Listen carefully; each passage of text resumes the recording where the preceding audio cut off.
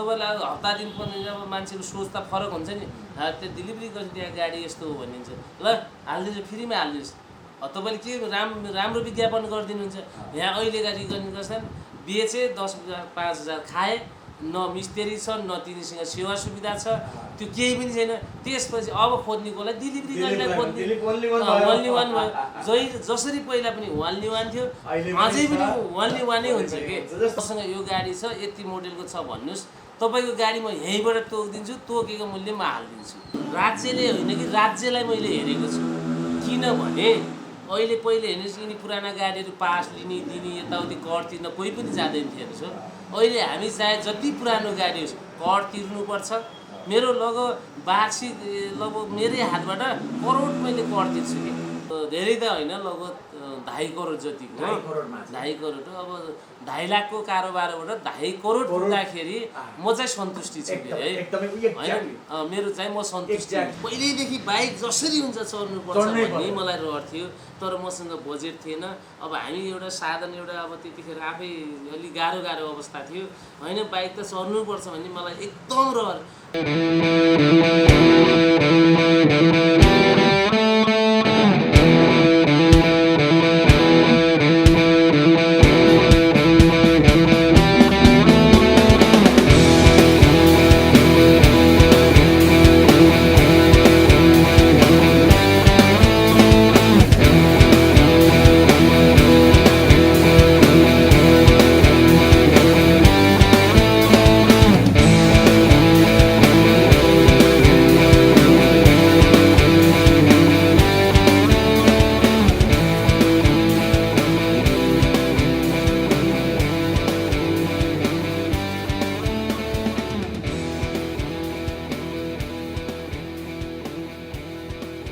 अरूलाई मैले कसै मन्दिर सन्दिर पूजापाठ धर्मकर्म गर्छन् नि मलाई त्यो कुनै मतलब छैन मैले जहिले जुन दिन जसरी बिहान उठेँ भने मैले मेरो आमाको र बुवाको अनुहार देखेँ भने मलाई सबै पुग्छ कि मेरो सोच हेर्नुहोस् है तर पुग्न पनि पुगेको छ आमा बुवाहरूलाई तल वृद्ध आश्रममा मानव आश्रममा राख्नु भएको छ तर मैले अझै पनि भन्छु कि मरिसकेपछि किर्य नगर्ने पक्ष मेरो है मैले मानेन मात्रै मेरो आमा बुवाको किर्य गरेको 5-10सम्म एकदम इन्जोय गराउने खुसी गराउने होइन मैले मेरो परिवारलाई यो क्लास दिन्थेँ कि कहिले आमाले ल बुवाले यस्तो गरी यस्तो खाना दिन यस्तो लाउन दिन होइन भन्ने जिन्दगीमा यो कुरा नसुन्नु पर्यो ल गाडी बेचे ल सबै फुल सर्भिसिङ देखेर कुनै मिस्त्री बाटोमा यति समस्या पऱ्यो भने त्यो ठाउँमा गएर पनि मैले बाइक उठाएर ल बनाइदियो केटाहरू मैले दिनमा लगभग 2-3 ठाउँ बाइक बाटोमा जाने मेरो मिस्त्री यस्तो रहेछ हेर्नुहोस्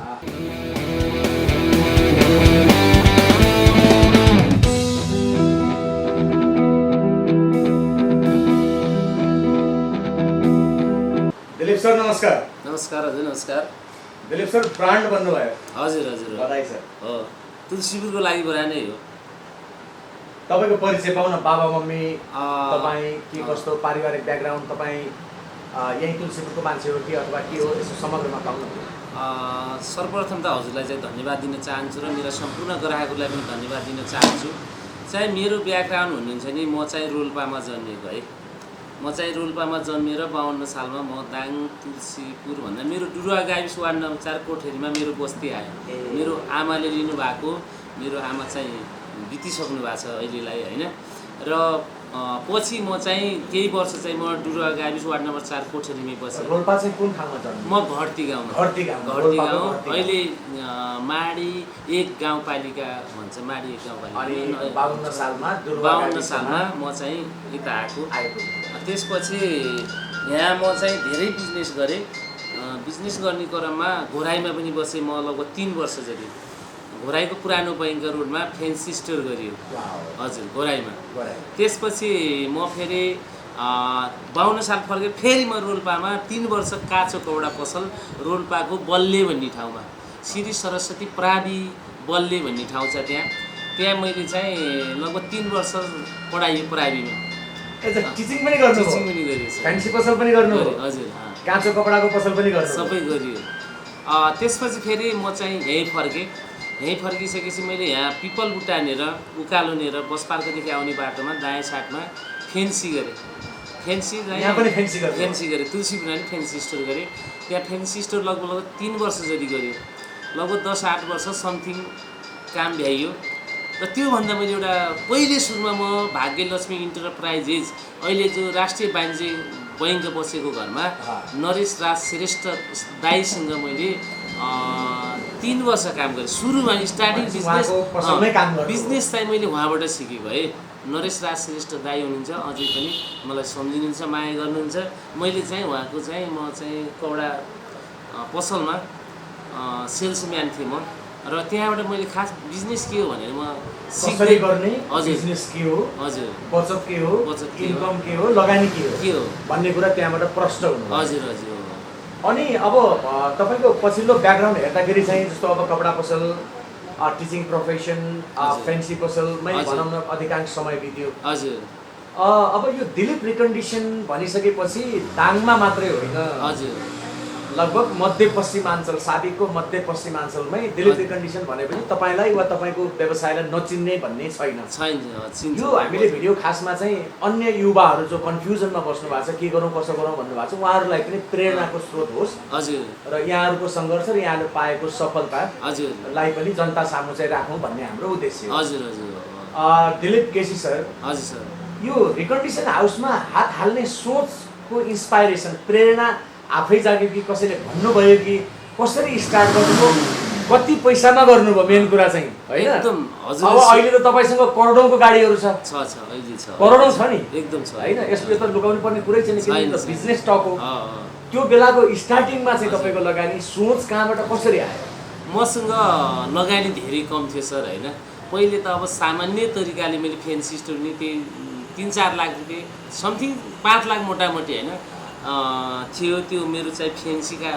कारोबार गरिसकेपछि मलाई चाहिँ एकदम रहर लाग्थ्यो मोटरसाइकल चढ्न एकदम रहर लाग्थ्यो कि पहिलेदेखि र मैले सुरुमा हाम्रै नरेश राज भण्डारी दाईको बाइक मलाई सिकेँ RX मोटरसाइकल थिएँ त्यतिखेर एकदम बाइक छुन पनि मलाई बहुत मन लाग्थ्यो कि चढ्ने कुरै छ नि त्यो हेर्न पाएँ छुन पाएँ कस्तो भन्ने मलाई जोस आउँथ्यो कि त्यतिखेर यहाँ दाङमा कुनै पनि सोरुम पनि थिएन मोटरसाइकल पनि थिएन तपाईँ हामी पनि हजुर यहीँको बासिन्दालाई सोध्नु होला योभन्दा 17-18 वर्ष सोरुम पनि थिएन कि पहिले जुन यहीँकै बासिन्दालाई सोध्नु होला है मैले कहीँ पनि यहाँ बाइक पाएन त्यसपछि म चाहिँ बुटोलमा गएँ बुटोलमा गएर एउटा रिकर्डिङ साथी यस्तै म जस्तै हुनुहुने छ उहाँले मलाई 6वटा बाइक दिनुभयो कि मैले बुटोलबाट 6वटा बाइक लिएँ स्टार्टिङमा कति सालको कुरा थियो यो त लगभग तपाईँको 63 साल भनौँ न एकपल्ट भर्खर शान्ति प्रक्रिया शान्ति प्रक्रिया भएपछि म चाहिँ बिजनेसमा यो यातायात क्षेत्र हजुर हजुर हजुर अटोमोबाइल्सतिर त्यति बेला छिर्नुभयो बुटोल जानुभयो हजुर बुटोल यो बडो रमाइलो प्रसङ्ग निकाल्नुभयो बुटोल के का लागि जानुभएको थियो जस्तो बाइक किन्नलाई जानुभएको थियो कि अथवा रिकन्डिसन हाउस खोल्छु भनेर जानुभएको थियो कि होइन म चाहिँ आफ्नो एउटा पर्सनल बाइक लिनलाई पहिल्यैदेखि बाइक जसरी हुन्छ चढ्नुपर्छ भन्ने मलाई रहर थियो तर मसँग बजेट थिएन अब हामी एउटा साधन एउटा अब त्यतिखेर आफै अलिक गाह्रो अवस्था थियो होइन बाइक त चढ्नुपर्छ भन्ने मलाई एकदम रहर बरु कपडा नलाएर चाहिँ नखाएर हुन्छ कि होइन आफ्नो इच्छा मोटरसाइकल चढ्छु भन्ने मलाई ठुलो रहर भयो रहर भएपछि म बुटोल गएँ बुटोलमा गएर एकजना साथी जेके रिकन्डिसन भन्ने बुटोलमा रहेछ है मलाई केही पनि थाहा थिएन मलाई रिकन्डिसन बारेमा पनि थाहै थिएन बाइक पनि कुन हो कस्तो हो मलाई बाइक चढ्न पाएँ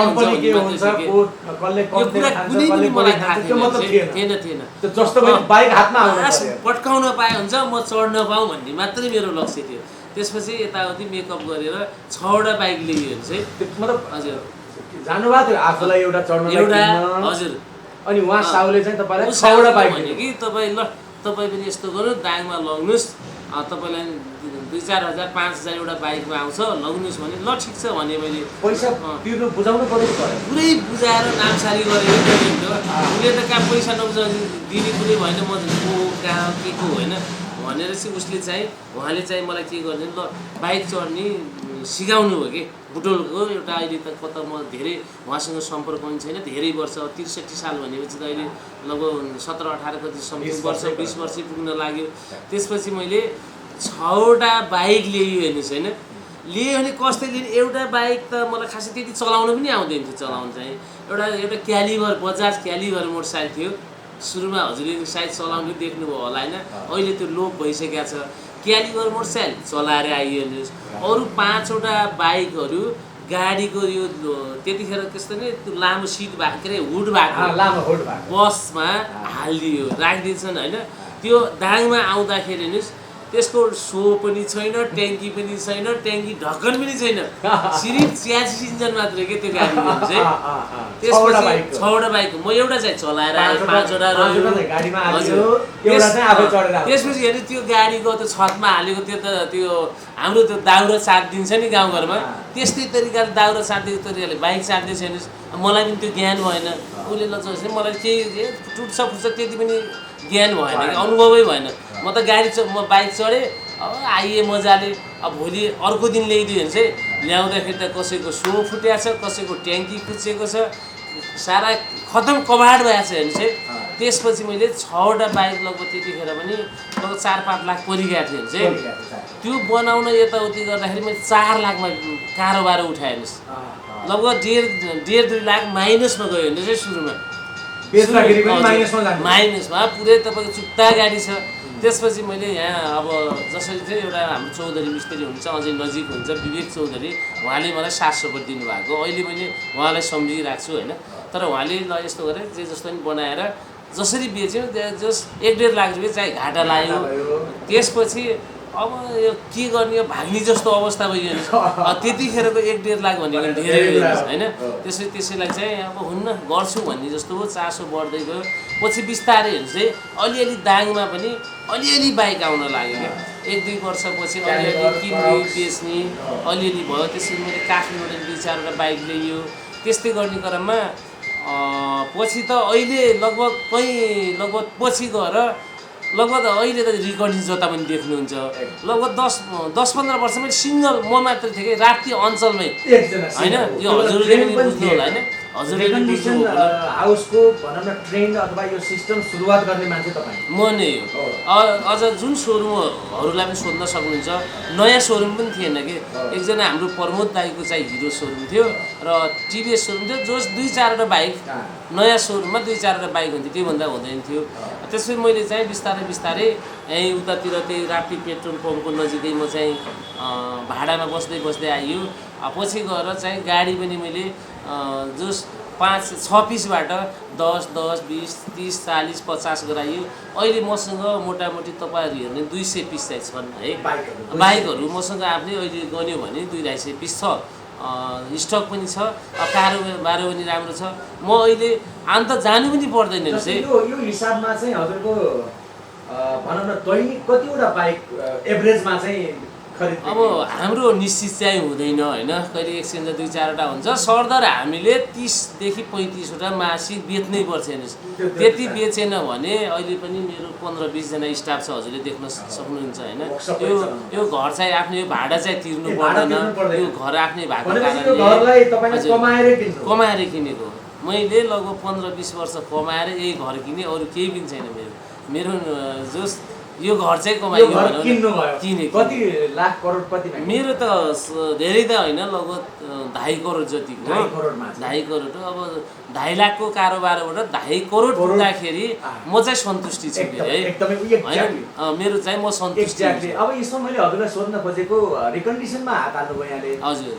अब रिकन्डिसन मतलब गाइडलाइनमा हात हालिसकेपछि सोरुम खोल्नुपर्छ भन्ने सोच नगर्नु भएको कि अथवा यसैमा चाहिँ होइन यही ठिक छ भन्ने म चाहिँ यस्तो सर मलाई सोरुमको अफर पनि आएको नयाँ सोरुमको अफर धेरै कम्पनीले गरे किनभने चाहिँ कम्पनीले सेल्सलाई हेर्छ कि जस्तो पैसालाई नहेरेर कम्पनीले सेल्सलाई हेर्छ भन्ने पनि थाहा छ सर होइन तर मलाई कस्तो भने म अर्काको अधीनमा बाँच्न सक्ने मान्छे होइन चाहिँ यो भनेको म स्वतन्त्र रूपले म मेरो इच्छाले जे पनि गर्न सक्छु कम्पनीको एउटा उसको अधीन हुन्छ त्यसले सीमा हुन्छ यतिसम्म काम गर्ने यो तरिकाले काम गर्ने म साउजी यहाँ भयो भने पनि म चाहिँ उहाँहरूको अधीन कम्पनीको अधीनमा हुन्छु त्यो अधीन चाहिँ म थेक्न नसकेर म चाहिँ यही रिकन्डिसनमा छु हेर्नुहोस् ओके दिलीपजी यसमा मैले तपाईँलाई अलिकति पर्सनल कुरा उठाउँछु हजुर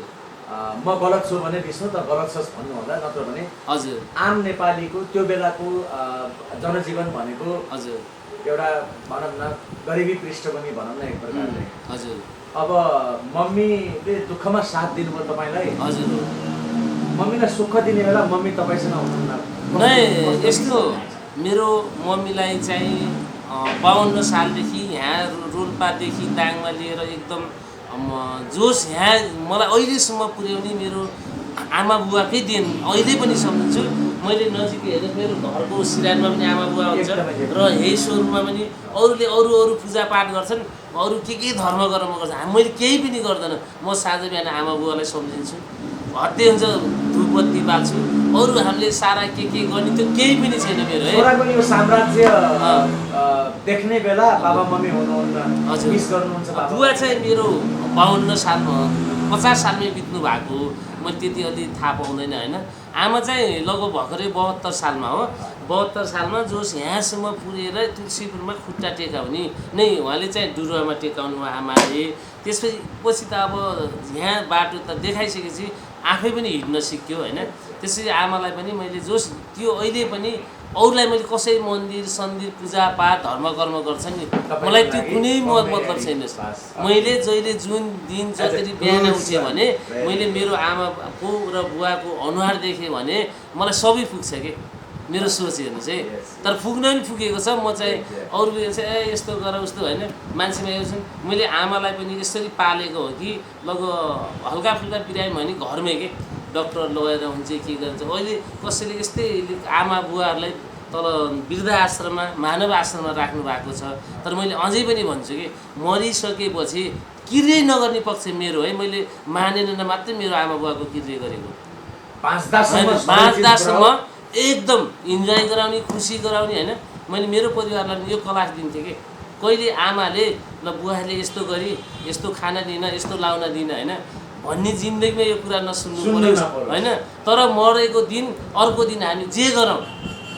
जे गर्दा पनि हुन्छ, या मासु खाउँ नुन खाउँ बेसार खाउँ केही मतलब भएर, तर देख्नुहुन्न नि त्यो सोच मात्र। मान्छेले 13 दिन सारा के गर्छन् मरिसकेपछि पहिला उस्तै हजुर। अनि तपाईँहरू चाहिँ भाइपट्टि दिदी बहिनी? मेरो चाहिँ हामी 2 भाइ छोरा, म कान्छो हो होइन। मेरो एकजना दाइ हुनुहुन्छ, त्यसै मेरा 2वटा बहिनी र 2वटा दिदी हुन्छ। माइल दिदी मसँगै बस्नुहुन्छ यहीँ घरमा माथि, म यहीँ बसालेको छु। मलाई चाहिँ सासुमा खाना पकाइदिने यताउति गर्नुहुन्छ माइल दिदी, र जेठी दिदी दुधराजमा हुनुहुन्छ। त्यसपछि एउटा बहिनी जापान छ, एउटा चाहिँ उहीँ मेरो घर बेलुवा हो, अर्को घर बेलुवा छ त्यही नजिकै छ। हामी चाहिँ 6 भाइ हो। हजुर। छोराछोरी एउटा यो छोरी हो, अर्को छोरा छ यही छ। हामी 4जनाले चाहिँ काम गर्छौँ यहाँ। मतलब म्याडमले, हजुरले, बाबुले, नानीले, यो 4जनाले भनौँ यसलाई एक प्रकारले फ्यामिलीबाट सञ्चालित बिजनेस रोजगारी चाहिँ एक्ज्याक्टली कतिजनालाई दिनुभयो? अहिले हामीसँग मिस्त्री सबै गरेर 20 जना जति छ। 20 जना, हामी 4 जना गरेर 24 जनालाई पाल्नु भएको छ। यो पनि एउटा युवा उद्यमीले आँटेको ठुलो साहस। राज्यबाट यो सोरुमलाई मतलब रिकन्डिसन हाउसलाई चलाउने बेला हजुर सहयोग पाउनु भएको छ कि नै? मैले त राज्यले होइन कि राज्यलाई मैले हेरेको छु। किनभने अहिले पहिले हेर्नुहोस् यिनी पुराना गाडीहरू पास लिने दिने यताउति कर तिर्न कोही पनि जाँदैन थियो हेर्नुहोस् हो। अहिले हामी चाहे जति पुरानो गाडी होस् कर तिर्नुपर्छ। मेरो लगभग वार्षिक लगभग मेरै हातबाट करोड मैले कर तिर्छु कि करोडमै मैले कर तिर्छु। ल हेर्नु हजुरले हिसाब गर्नुभयो भने नि एउटा 220 को समथिङ 7,000 आउँछ वार्षिक।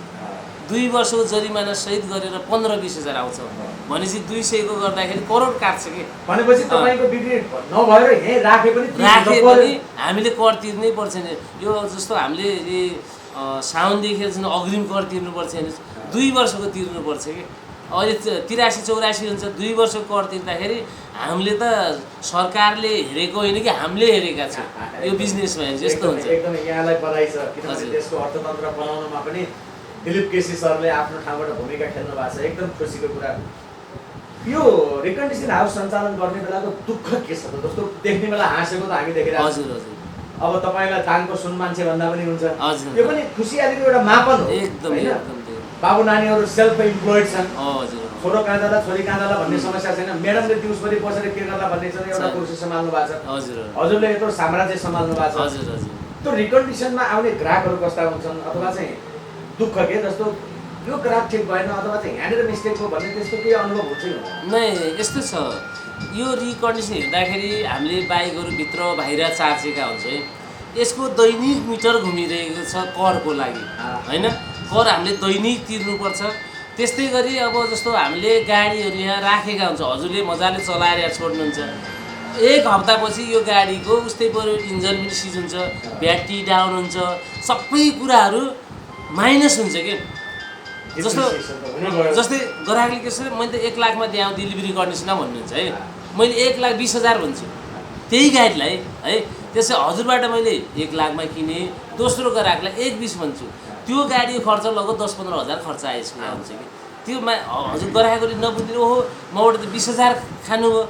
दिलीपले त 20,000 खाइदिनु भयो एउटा बाइकबाट, तर हाम्रो एउटा ब्याट्रीलाई 3-4 हजार पर्छ, सर्भिसिङ गरिदिनु भन्नुहुन्छ, यो स्क्र्याच छ सामानहरूको फेरिदिनु भन्नुहुन्छ। त्यस कारण अलि त गाह्रो चाहिँ गाह्रो, जति बाहिरबाट देख्नुहुन्छ नि ग्राहकहरूले जो सोच गर्नुभयो नि त्यति सहजै छैन। रिकन्डिसन भनेको त लिँदाखेरि राम्रो लिन्छौँ, कोही बसेको बसै हुन्छ हेर्नुहोस् है। त्यस कारण अरू स्टक सामानको कर केही पनि लागेन छ भन्ने हो। यसको दैनिक चाहिँ हामीले दिनको मोटामोटी मेरो 10,000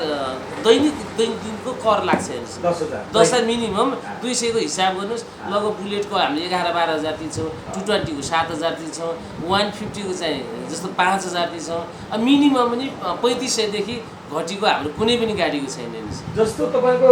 मूल्याङ्कन कसरी गर्नुहुन्छ, यो गाडीलाई यतिमा किन्यो भने यतिसम्म बेच्न सक्छु, यति नाफा आउँछ भन्ने कुरा कहिलेकाहीँ त्यो मूल्याङ्कनमा फेल खाइहाल्छ कि छैन? नै अहिले म तपाईँको घरबाटै फोन गर्छु, मसँग यो गाडी छ, यति मोडेलको छ भन्नुहोस्, तपाईँको गाडी म यहीँबाट तोकिदिन्छु, तोकेको मूल्य म हालिदिन्छु। ल जस्तो 2000 अनुभव भइसक्यो, गाडी त रोडमा गुड्यो भने थाहा हुन्छ। मैले गाडी पनि सुरुमा त पहिले चाहिँ चेक गरिन्थ्यो, चलाइन्थ्यो, यताउति गरिन्थ्यो, अहिले चाहिँ त्यस्तो मेरो छैन। सिधै कति हो ल छोडिदियो यार साथीहरू भने आन्दा गर्ने, अरू ग्यास चेक गर्ने सारा संसार गर्छन्, म चेकै गर्दैन। मसँग बनाउने मिस्त्री पनि छन्, औजार छ, सामान छ, हद्दे हो भने 10-5 हजार खर्च हो नि त। अन्त अब ग्राहकहरूले पनि खुसी हुन्छ, ओहो मेरो गाडी त खत्तम थियो, राख्दै डेलिभरी गर्दै। ओके, अहिले जस्तो तुलसीपुरमा पनि, घोराईमा पनि, लमैमा पनि, नारायणपुरमा पनि, इभन हापुरीमा पनि धेरै ठाउँमा रिकन्डिसनहरू छ। सम्भवतः दिलीप रिकन्डिसन पछि नै खोल्नु भएको उहाँहरूले, र दिलीपकै चलेकोबाट प्रेरित भएर चाहिँ यत्तिकै म पनि बनाउँछु भन्ने पनि हुनसक्छ। हजुर जो प्रतिस्पर्धामा आउनु भएको छ नि साथीहरू, हजुर त्यो उहाँ अन्य साथीहरूले खोल्दै गर्दा तपाईँलाई केही व्यापारमा चाहिँ घटी भएको अथवा चाहिँ अलि बढी भएको त्यस्तो केही? म चाहिँ अहिले के बुझेछु भने बढी भए जस्तो, जब म एक्लै हुँदाखेरि मलाई मूल्याङ्कन कति गर्छ कति भन्छ भन्ने शङ्कास्पद हुन्थ्यो कि। अहिले जस्तो धेरै रिकन्डिसन भयो र ढुक्क छ डेलिभरी रिकन्डिसनमा गयो भने, जस्तो हाम्रो जति सेवा सुविधा कुनै रिकन्डिसन दिन सक्दैन। जस्तो के दिनु भएको छ भन्नु? अब मैले हेर्नुहोस् है, ल गाडी बेचेँ, ल सबै फुल सर्भिसिङ देखेर कुनै मिस्त्री बाटोमा यति समस्या पऱ्यो भने त्यो ठाउँमा गएर पनि मैले बाइक उठाएर ल बनाइदियो केटाहरू। मैले दिनमा लगभग 2-3 ठाउँ बाइक बाटोमा जाने मेरो मिस्त्री एक्स्ट्रा छ हेर्नुहोस्। भनेपछि मसँग अहिले मिस्त्री यहीँ आयो भने ल 2-4 हजार होइन, ल हालिदियो भित्र, बनाइदियो, सर्भिसिङ गरिदियो, ल तपाईँले मसँग बाइक किन्नुभयो होइन। अब तपाईँलाई हप्ता दिन 15 दिन अब मान्छेको सोच त फरक हुन्छ नि, त्यो डेलिभरी गर्छ त्यहाँ गाडी यस्तो हो भनिन्छ, ल हालिदिनुहोस्, फ्रीमा हालिदिनुहोस्। तपाईँले के राम्रो विज्ञापन गरिदिनुहुन्छ। यहाँ अहिलेका रिकन्डिसन गर्छन्, बेचे 10,000-5 हजार खाए, न मिस्त्री छ, न तिनीसँग सेवा सुविधा छ, त्यो केही पनि छैन। त्यसपछि अब खोज्नेकोलाई डेलिभरी गर्नेलाई खोज्ने ओन्ली वान भयो। जसरी पहिला पनि ओन्ली वान थियो, अझै पनि ओन्ली वानै हुन्छ कि। जस्तो अब बाइक बाहेक जस्तो ठुला सवारी साधनहरू, हजुर जस्तो बस, ट्रक, टिप्परहरू, डोजरहरू अथवा चाहिँ कारहरू, इभीको कुराहरू अहिले लेटेस्ट, यसमा हात हाल्ने प्लान छ कि छैन? यस्तो सर, यो म हाल्न योजना छ मसँग पनि, कहिलेकाहीँ 1-2टा गाडीहरू स्कर्पियोहरू किन्दैछु हुन्छ, तर मैले एकदम म चाहिँ यो पसलमा एकदम बिजी हुन्छु कि। अब आफू लगभग अरू काम नगरे पनि, हजुरसँग गफै गर्दै पनि चाहिँ बिजनेस प्लस पोइन्ट त हुन्छ। म यहाँबाट यो सोरुमबाट गएर अहिले गाडी घोडा अर्को हात हाल्दाखेरि के हुन्छ भने धेरै मान्छे आफूलाई नोक्सान पर्छ कि। भने म आफू नै यहाँ सोरुममा काम नगरे पनि काम गराउने तरिका छ मसँग, किन्ने तरिका छ, बेच्ने तरिका छ। त्यस कारण म त्यस्तो ठुलो प्लान गरेर अरू धेरै ठाउँ हात नहालौँ भन्ने। तपाईँलाई यो बिजनेस लाइनमा, त्यसमा पनि यो तपाईँको रिकन्डिसन लाइनमा आइसकेपछि हजुर कुनै दिन त्यस्तो रह्यो अत्यन्तै दुःखदायी दिन अथवा कुनै दिन अत्यन्तै खुसीको दिन वाउ भन्ने दिन रह्यो त्यस्तो एकदम रहन्छ त्यो त यस्तो हुन्छ अब कहिले काहीँ के भन्छ अरे दुःखको दिन त यो रिकर्डिस गरी सबैलाई दुःखको दिन आउँछ हेर्नुहोस् आज गाडी बेच्यो कहिले काहीँ अब अस्ति हेर्नुहोस् है भर्खरै यातायात लगभग 1 महिना काम भएन हो हामीले गाडी त बेच्नु पऱ्यो गयो कोही दुर्घटना हुन्छ कोही दुर्घटना भएर मरिहाल्नुहुन्छ होइन त्यतिखेर जिम्मेवारी हाम्रो हुन्छ मसँग हेर्दै अहिले पनि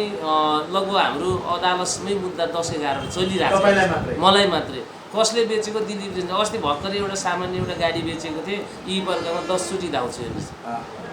सुख भन्दा पनि यो गाडीमा 2-4 हजार त कमाइला हेर्नुहोस् दुःख र पीडा त सायद यो सबै सोरुमवाला साथीहरूलाई सोध्नु होला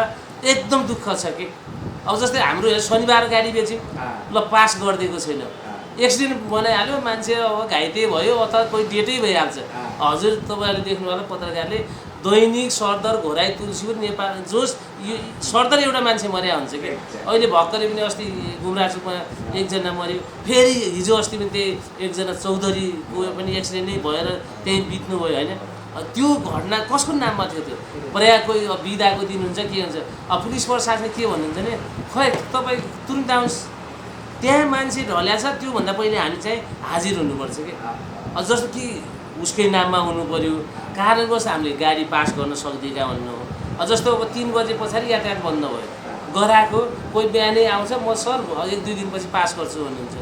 त्यतिखेर दुर्घटना जतिखेर पनि हुन्छ त्यो त्यतिखेर दुर्घटना भयो भने हामीले 10,000 5,000 खान्छौँ कसैलाई मैले आफै स्वयं 3-4 लाख पनि तिरेको छु कि त्यतिखेर त पीडा त मलाई पनि त भयो होइन त्यो भएर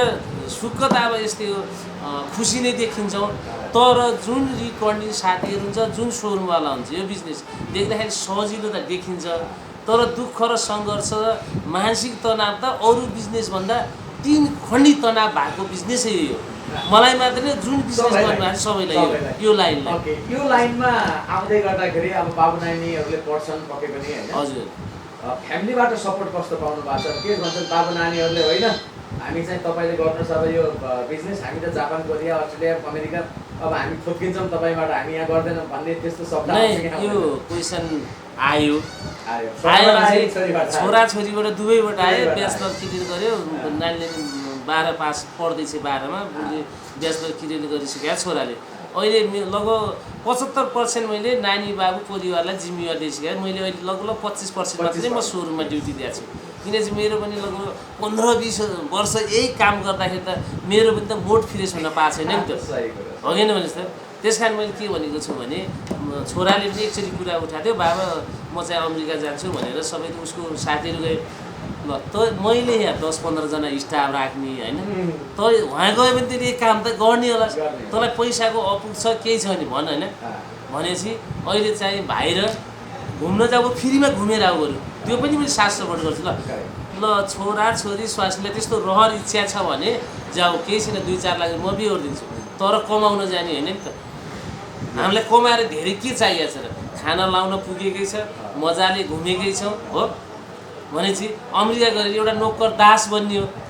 उहाँ चाहे 5 लाख कमाए दास त दासै नोकर त नोकरै हुन्थ्यो भनेपछि यहाँ रमाउनुपर्छ मैले सल्लाह के दिन्छु जति गरे नि यहीँ छ कि नेपालमा रमाइलो इज्जत छ सम्मान छ विदेशमा कस्तो हुन्छ हामी पनि भोगिसकेको चाहिँ नोकर चाहिँ नोकर हो भनेर प्रश्न बनाएपछि अहिले चाहिँ कन्टिन्यू चाहिँ हामी 4 जनाले यही काम गरिरहेको त्यसो भए एउटा अझ पर्सनल कुरा गरौँ हजुर नानी पनि 12 पढिराखेको हुनाले हजुर छोरीको जात एक न एक दिन हामीले विवाह गरिदिनुपर्छ हजुर के चाहनुहुन्छ ज्वाइँ पनि यही कन्डिसनमै चाहिँ सपोर्ट गर्नेवाला परे हुन्थ्यो भन्ने चाहनुहुन्छ एकदम मैले त लगभग मेरो फ्यामिली लगभग मेरो जेठान मैसँग हुन्छ मेरो सारुभाइ मैसँग हुनुहुन्छ मैले सबैलाई किन भनेको छु नि सङ्घर्ष होला अब विदेशमा गए पनि कति कमाइन्छ ल 50,000 कमाइन्छ मेरै आफ्नै जेठानलाई पनि नजानुहोस् होइन मेरो भदैहरू केटा यहीँ काम गर्थ्यो कि सबैले कोही गाहान जान्दा गए अब रहर हुन्छ अहिले केटाहरूको जान्छन् 50-60,000 कमाउँछ राम्ररी गाउँ यहीँ पनि 50-60 कमाइन्छ मजाले कमाइन्छ हाम्रो शनिबार छुट्टी दसैँ तिहार छुट्टी सबै फ्यामिलीसँग रमाउँछन् अब 5-7 बजे आउँछन् साँझ आफ्नो घर फ्यामिलीसँग बस्छन् यति सुविधा दिएको छ मान्छेको अहिले के छ भने एउटा यो योजना विदेशै जाउँ भन्ने एउटा प्लान गरेका हुन्छन् यो बिजनेसमा लागेपछि हजुरले पाउनु भएको गुमाउनु भएको हजुर म चाहिँ एकदम पाएकै सर मान्छु सर। किनभने हाम्रो अवस्था भनेको अब पहिले त अब सबैलाई थाहा छ रोल्पा जिल्लामा जन्मिएका मान्छे कस्ता हुन्छन् भन्ने होइन, हजुरले पनि सुनिसक्नु होला, हजुरले पनि बुझिसक्नु होला होइन। त्यो अवस्थाबाट अब हामी उस्तै पऱ्यो भने बिना चप्पलै हिँडेर चाहिँ मलाई हल्का याद छ कि म रोल्पाबाट के अरे रोल्पा घरती गाउँबाट बुवा म अलि सानो थिएँ, लगभग 10-8 वर्षको थिएँ। बुवाको साथमा आउँदा घोराइ आयो उपचार गर्ने बुवालाई लिएर होइन। त्यसमा म बिना चप्पलले आएको मान्छे होइन, खाली खुट्टा म चाहिँ घोराइमा आएको है फर्स्टचोटि। त्यहीबाट रोल्पा घरती गाउँबाट हिँडेर आउँदै क्रममा त्यो सम्झिँदाखेरि त म आफैलाई राजा सम्झिन्छु। एक्ज्याक्टली म आफैलाई राजा सम्झिन्छु कि किनभने त्यति थिएन जोस राम्रा जुत्ता लगाउन पाइएको छ, त्यति होइन साइकल चढ्न पाएको थिएँ पहिले। सुरुमा साइकल चढ्यो, साइकलबाट पनि मोटरसाइकल चढेँ, मोटरसाइकल पनि क्वालिटी जोस मलाई चाहिँ नचढेको त पनि मोटरसाइकल छैन कि पुरै रहर लाग्ने मलाई। जसरी हुन्छ म चाहिँ राम्रो मोटरसाइकल चढ्नै पर्छ भन्ने आश भयो। त्यति हुँदा पनि कस्तो हुन्छ त गाडी 4-5ले चढ्न भन्ने रहर प्लान गरेँ, त्यो पनि सफल भयो। अहिले पनि एउटा पर्सनल गाडी चढिरहेको छु। सोच चाहिँ जो सोचे त्यही पुगिरहेछ, त्यस कारण म चाहिँ छैन, म एकदम सन्तुष्टि छु। Very good. अब यही बिजनेस लाइनमा लागेर हजुर अब बिजनेसमा त उधार नगद भन्ने दुईटा चिज हुन्छ, एउटा सिक्काको दुईटा पाटो। हजुर यही बिजनेसमा लाग्दाखेरि कुनै नजिकको साथी व्यापारकै कारणले गुमाएको हजुर चान्स छ कि छैन? छ एकदम त्यस्तो त धेरै छ नि। हेर्नुहोस् यस्तो यो बिजनेस भनेको नि अहिले हजुरले जिन्कसी 1000 देख्नु भएको छ नि, ल हेर्दै जानुहोस् 20 वर्ष टेकेर गर्छन् सबैले। दिलीपकै जस्तै अब जहाँ पनि भन्छन् केही पऱ्यो भने दिलीपले यस्तो गर्यो उस्तो गर्यो भन्छन्। हेर्नुहोस् है त्यस्तो अझै त्यस्तो साथीहरूले सोच्नु होला कि त्यस्तो सहज छैन कि मैले कुन तरिकाले कहाँबाट कसरी पुगेँ मलाई थाहा होला नि। त्यो अहिले 2-4वटा बाइकै राखेर म पनि दिलीप जस्तै बन्छु भन्ने त गाह्रो छ सर, गाह्रो छ भनेपछि अब अलिकति जस्तो भनौँ न मानौ अलिकति थोरै बजेट भएको मान्छेले हजुर युवाले बाइक चढ्न खोज्नुभयो भने हजुरसँग कति हजारदेखि कति लाखसम्मका साधनहरू उपलब्ध? मसँग त अहिले मैले त लगभग अहिले पनि 25-30 हजारदेखि स्टार्टिङ छ। हेर्नुहोस् है म 22,000बाट स्टार्टिङ आफू चढेको 22,000मा एउटा बाइक किनेको थिएँ RX भन्ने है। 22,000मा स्टार्टिङ आयो, मैले 25-30देखि पनि लगभग बाइक चढाइरहेको छु। कुनै तपाईँ भिडियो हेर्नु भएको कुनै कस्टमरसँग हजुर 25,000 रुपियाँ छ भने पनि तपाईँ दिलीप कन्डिसनमा आएर 25,000 बाइक त्यो पनि चल्ने बाइक मजाले गरेर जान सक्यो। हामी चाहिँ रेडी गरेर चाहे 5 लाखको लग्नुहोस् चाहे 25,000 लग्नुहोस्, गाडी पुरै चेक गरेर फुल सर्भिसिङ गरेर मात्रै 25,000 भनेर हामीले त्यसलाई नराम्रो गराएर त्यस्तो दिँदैनौँ। जति खर्च 25 खर्च भयो नि, तर बोलिदिएको होइन, बोलिसकेपछि हामीले 25 पनि लगानी लगाएर मैले क्लियर गरेर दिन्छु गाडी कुनै ग्राहकलाई पनि। यो भनेपछि हजुरसँग 25,000देखि कति लाखसम्मको? अहिले मसँग 5.5 लाखसम्म 5.5 लाखसम्मको बाइक छ। जस्तो कतिपय अवस्थामा चाहिँ अब 25,000मा त फाइनान्स नहोला हजुर, तर रिकन्डिसन हाउसबाट किनेको बाइकहरू फाइनान्स हुने सम्भावना रहन्छ। जस्तो व्यक्ति हेरेर हुन्छ है, किनभने अब हुँदैन भनेको त छैन, हुन्छ होइन। त्यो कस्तो छ भने लगभग हामीले पनि धेरै अनुभव गऱ्यौँ यो लाइनमा। मान्छे चिन्दा हुर्किगयौँ कि उधारो दियो, उधारो पनि मेरो फस्यो कि 50 लाख मैले माया मार्दै मैले उनको फोटा 3 पुस्ते पुरा डिटेल गर्ने मैले सेतो बोर्डमा पनि राख्दैछु यहीँ भित्तामा पुरै। किनभने यस्तो साथीभाइ हो होइन, 2-4 उधारो हुन्छ नगद हुन्छ सबै नगद हुन्छ भन्ने त होइन, विश्वासमा कि विश्वासघात गर्दा मलाई 50 लाख रुपियाँमा म डुबेँ। त्यसै अहिले चाहिँ मैले कसैलाई पनि दिँदैन कि राम्रो भने ल ठिकै छ सर फाइनेन्स गरिदियो, त्यही पनि नभए चेक लियो। राम्रो व्यक्ति छ भने बरु होइन नि नबेच्ने। हेर्नुहोस् माल यहीँ छ, एक दिन बिग्छ कि। जस्तो हजुरलाई मैले मानौ दिएँ, अहिले त हजुरको मेरो जति रिलेसन छ त्यो मैले उधारा दिने बित्तिकै हजुर र मेरो रिलेसन टाढा हुन्छ कि। त्यस कारण बरु खरिदमा 1-2 हजार घाटा खाँदा केही हुन्न, उधारो दिनुभन्दा चाहिँ मैले सबै साथीभाइलाई पनि अहिले लगभग हेर्नुहोस् तपाईँले बजारको मूल्याङ्कन गर्नुलाई हार्डवे पसलमा जानुहोस्, पहिले एक कल फोन गरेर टरक सिमेन्ट झापे, अहिले जानुहोस्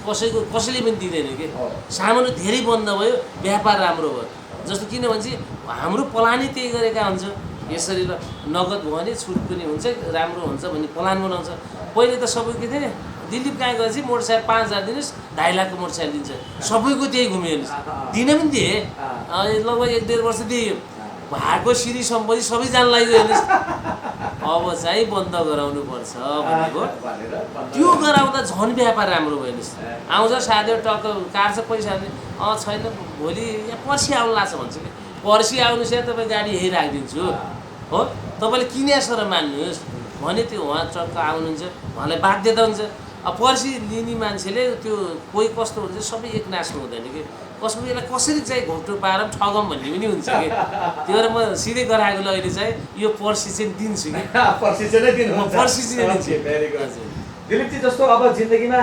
यो टार्गेट चाहिँ पुरा गर्नु छ भन्ने छ नै टार्गेट त छ। पहिला बाइक प्यासन भयो, हजुर, त्यसरी 4 पाङ्रे प्यासन भयो, तपाईँसँग पर्सनल गाडी छ, हजुर। अब त्योभन्दा माथिको स्टेप अब त योभन्दा माथि त अब अरू के छ र होइन, प्लेन किन्न सकिँदैन, तल कुद्नेभरि सबै मसँग छ कि, रोडमा कुद्नेभरि सबै अनुभव गऱ्यो, बस चलायो, ट्रक चलायो, त्यसपछि यिनी साना गाडी चलाइयो। अब त्योभन्दा त के छ र, अब त्योभन्दा माथि त अब यही समय स्टप हुन्छ होला। भनेपछि यही लाइनलाई नै कन्टिन्युटी गर्ने र प्लस आफ्नो बाबु नानीहरू फ्यामिलीलाई चाहिँ अलिक बढी इन्गेज गराउने। हजुर हजुर भन्ने छ। अहिले तपाईँले 25% टाइम दिनुहुन्छ, 75% छोराले लगभग 75%, छोरी सबै अब कलेज गयो भने बिहान ड्युटी यहीँ दिने हो, ठिकै हुन्छ। किनभने चाहिँ हामीले फ्यामिली। अनि एउटा कुरा बताउनुहोस् न त, उहाँहरू म्यान पावर हो, तपाईँले छोरी नहेर्नुहोस्, छोरा नहेर्नुहोस्, म्याडम नहेर्नुहोस्, तलब दिनु चाहिँ दिनु न छोराछोरीलाई? नै तलब त मैले अब यो अब यस्तो हिसाबले छु, अब नानीलाई पनि तलब दिने योजनाले एक्ज्याक्टली 25,000 मासिक। अब खातामा राखिदिने कि खाता मासिक, अरू जो स्टाफले तलब बुझ्छन् नि सबैलाई सेलरी, म्याडमलाई पनि, बस सबैलाई, बाबुलाई पनि, एकदम चारलाई पनि, बस। र आफ्नै पनि टक्रेनु फेरि एक्ज्याक्टली आफ्नै पनि राख्छु फेरि, बोलाउने त्यसो भनेपछि खाता अलग अलग, बस खाता आफ्ना आफ्ना। जस्तो अब विदेश जान्छ खैले त भोलि पैसा काम त गरिन्, अब पैसा भने यिनको सेलरी हाल्दैन, अन्त गयो भने नि कति बच्छ र ल साउदी कतार गयो भने 40-50 बज्ने हो होइन, त्यही प्लान अनुसार चाहिँ यिनीहरूलाई सेलरी दियो भने यिनीलाई पनि ढुक्क हुन्छ,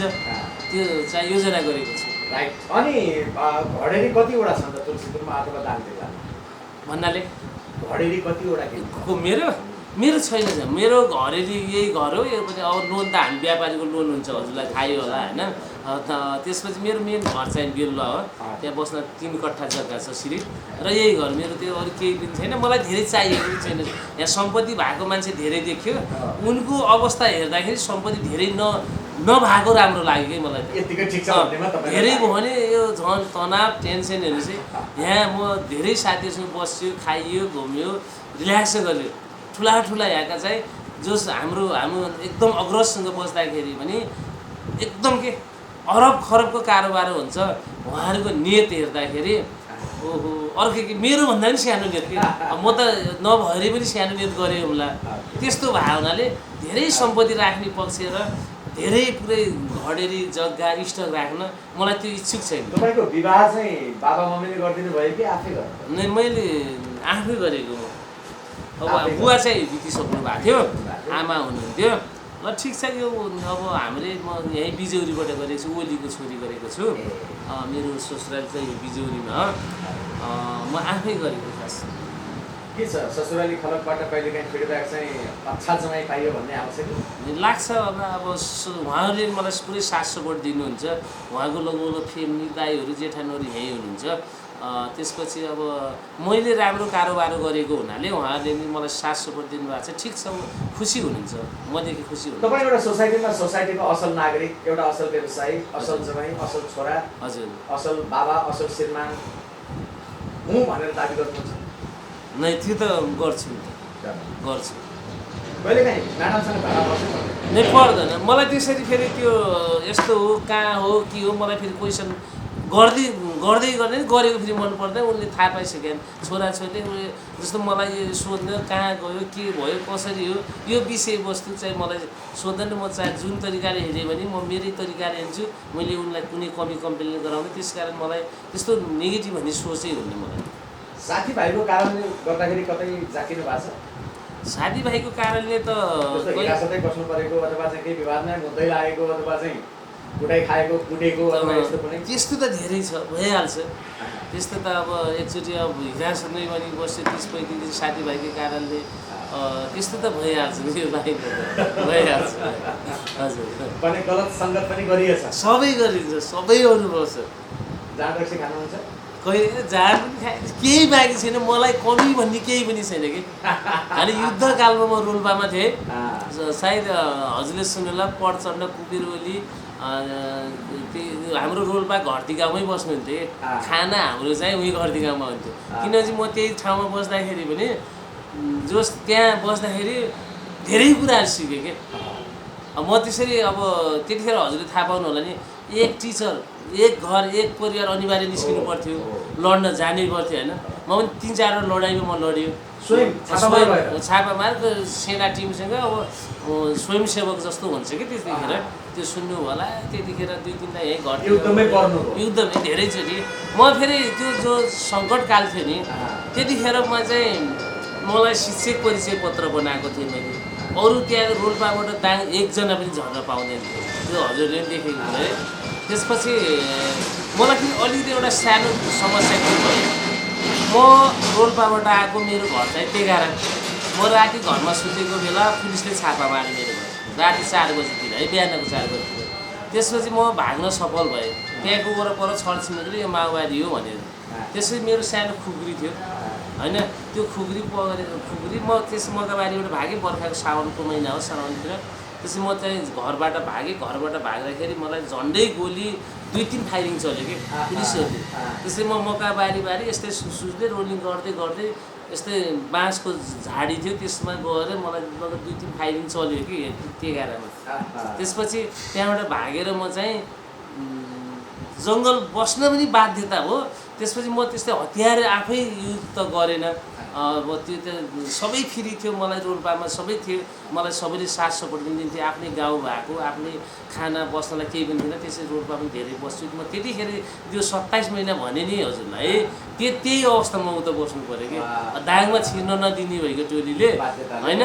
त्यसपछि अब अलि त त्यो शिक्षक परिचय पत्र बनाइसकेपछि म कर्मचारी भनेर जोस केही सामानको सारपसार पैसा त कमाउनु पऱ्यो नि अन्तिम चाहिने त पैसा रहेछ त्यो अवस्थामा सबै अनुभव सायद मेरो जति अनुभव मैले मेरो कहानी सुन्नु चाहिँ धेरै लामो छ धेरै सङ्घर्षपछि म यहाँसम्म आएको अहिले रोल्पामा तपाईँको पैतृक सम्पत्ति भन्छ नि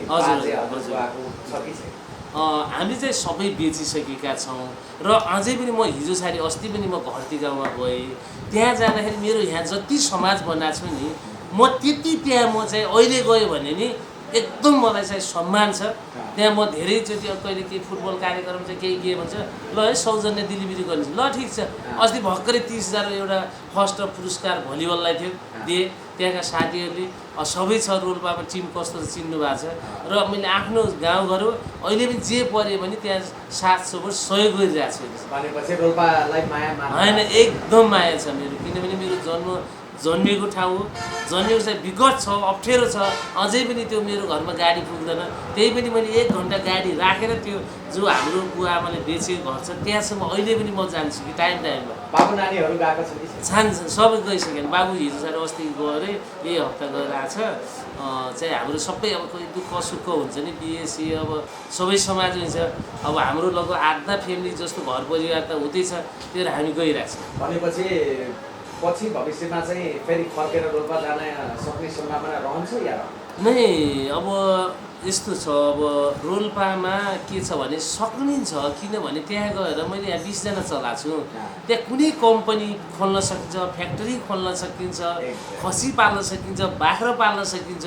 आफै गएर मैले सोचिरहेको छु ल 20 जना कामदारलाई त्यहाँ काम लगाउने काम प्लान गर्दैछु हेर्नुहोस् किनभने बेरोजगार त त्यहाँ धेरै छन् अहिले ल हामी गएर त्यहाँ कुनै एउटा एउटा एरिया 50 बिघा जग्गा जरी खरिदेर खसी पालन गरेर 20 जना कर्मचारी राखिदिनु आय स्रोत त्यहीबाट हुन्छ। त्यसकारण त्यहाँ सस्तो जमिन छ, जङ्गलहरू छ, घाँसपात प्रशस्त पाउँछ। त्यसकारण त्यो ठाउँ फर्किन पनि सकिन्छ हजुर बिजनेसको लागि हजुर। दिलीपजी जस्तो हेर्दा हेर्दै दिलीपले सङ्घर्ष पनि गर्यो, दुःख पनि पायो, हरेक भोग्यो, 100 ठक्कर सबै भोग्यो हजुर। हेर्दा हेर्दै यो मुकामसम्म आउँदै गर्दा हजुर तपाईलाई पहिलेदेखि नै हेरिराखेका मान्छेहरू खुसी हुन्छन् कि दुःखी हुन्छन् तपाईँको प्रगतिलाई देखेर? तर म प्रति चाहिँ खुसी नै छन् जस्तो लाग्छ, किनभने म लगभग तुलसीपुर वहीँदेखि रोल्पादेखि यहाँसम्म अब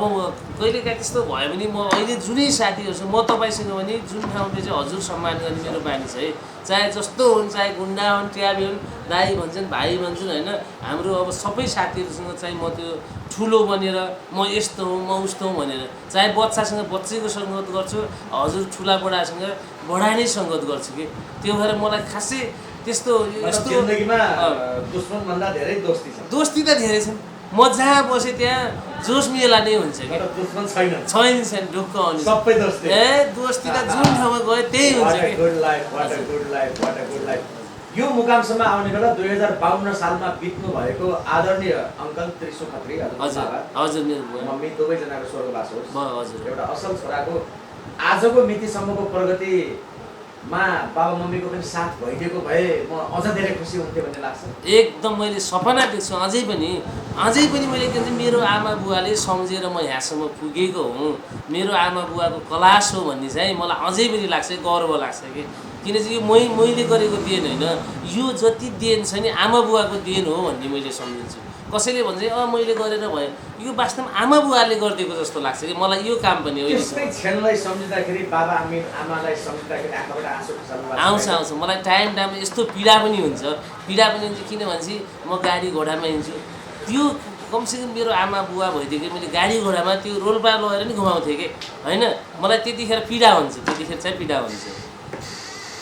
भनेपछि फ्यामिली बिजनेस, फ्यामिलीसँग अत्यन्त खुसी हुनुहुन्छ हजुर। रोल्पाबाट यहाँ आएर यत्रो ठुलो प्रगति गर्नुभएको छ, सरको अझै प्रगति हुँदै जाओस् हजुर हामी कामना गर्छौँ। तपाईँका ग्राहकहरूलाई हजुर